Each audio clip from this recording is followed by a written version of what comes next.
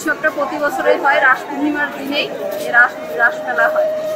সারা বছরই লোকজন আসে, কিন্তু এই অনুষ্ঠানে, এই মেলাতে, এই মানে পূর্ণিমাতে মানে সারা বাংলাদেশ থেকেই লোক আসে। আর সবার মানব থাকে, রাধাকৃষ্ণ পূজা হয়, মানব হয়, সবার মঙ্গল কামনার দেশে সবার মঙ্গল হোক, পরিবারের সকলের মঙ্গল হোক এই কামনা।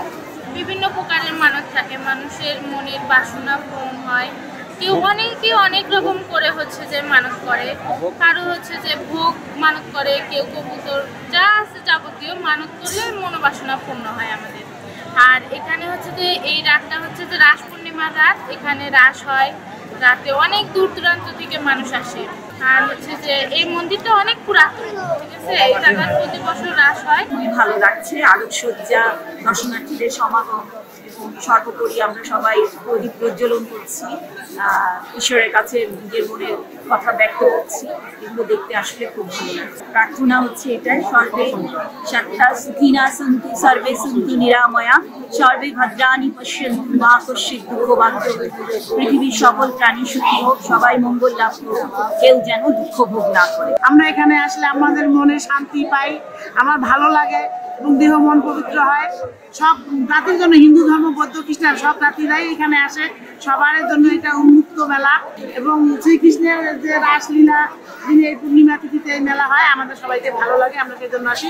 এই মন্দিরটি প্রায় 350 বছর আগে এখানে স্থাপিত হয় এবং এই মন্দিরটি এর যে কারুকার্য এবং এটি স্থাপত্য শিল্পের আমাদের দক্ষিণ এশিয়ার মধ্যে একটি বড় নিদর্শন। যেই মিলন মেলাটি আমাদের সকল ধর্মের যে সম্প্রীতির ক্ষেত্রে একটি অগ্রণী ভূমিকা পালন করে।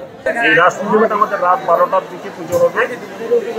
সেই শ্রীকৃষ্ণের যে একটা শ্রীকৃষ্ণের রাসলীলা, সেই রাসলীলা দেখার জন্য দূর দূরান্ত থেকে মা বোনেরা, ভক্তবৃন্দরা সে আসছে। এখানে যে আমাদের শুধু ধর্মীয় কান্তুজ মেলা বলে একটা আখ্যায়িত নয়, এই মেলাটা হচ্ছে 1 মাস ধরে ব্যাপী হবে। এখানে একটা মিলন কেন্দ্র মেলা বলে বলা যায়। মহারাজার আমল থেকে এখানে রাস পূজা হয়ে আসছে। আসলে রাধা কৃষ্ণ যে ব্যাপারটা, সেটা হলো যে কৃষ্ণকে আমরা পরমাত্মা ভগবান মনে করি, আর রাধা হলো তার সৃষ্টি, আত্মা এবং পরমাত্মার যে মিলন, সেটা রাধা কৃষ্ণ। এবং রাধা কৃষ্ণের যে উৎসব, এটা হলো ভক্তের সাথে সৃষ্টিকর্তার উৎসব, মিলন মেলা একটা। আমরা সেটা উপভোগ করি এবং আমরা এই তাদের স্মরণে, যারা ভগবানকে স্মরণ করে, তাদেরকে তারা যে আগে রাধার নাম স্মরণ করে, তাহলে আর বেশি পূর্ণ হয়। এই জন্য রাত্রি যেমন করি, উপবাস করি। এখানে অনেক ভক্ত আসে, ভারত ছাড়া সব দেশেই, মানে সারা দেশের লোক আসে। 272তম বছরের মতো এবার কান্তজিউ মন্দিরে যে রাসমেলা উদযাপন হতে যাচ্ছে। আমরা আশা করছি যে প্রায় 3 লক্ষ ভক্ত সমাগম হবে এখানে। বাংলাদেশের বিভিন্ন জেলা থেকে শুরু করে পার্শ্ববর্তী দেশ থেকেও এখানে পুণ্যার্থীরা আসবে, ভক্তবৃন্দ আসবে। তাদের জন্য এখানে নিশ্চিত নিরাপত্তার ব্যবস্থা নিশ্চিত করা হয়েছে। পুলিশ, আইনশৃঙ্খলা রক্ষাকারী বাহিনী সহ আর্মির এখানে টিমও থাকবে। 50 বছরের ওয়ারেন্টি আর বাহারি ডিজাইনের মুস্তফা ইউপিভিসি ডোর, কাটিয়ে দিন নিশ্চিন্তে 50 বছর। Mustafa uPVC door, excellence with durability. রাত 12টার পরে ভগবান শ্রীকৃষ্ণ রাস ভেদিতে যাবেন এবং সেখানে আমাদের যে সনাতনী কালচার আছে সেই অনুযায়ী সেখানে তিনি পূজিত হবেন।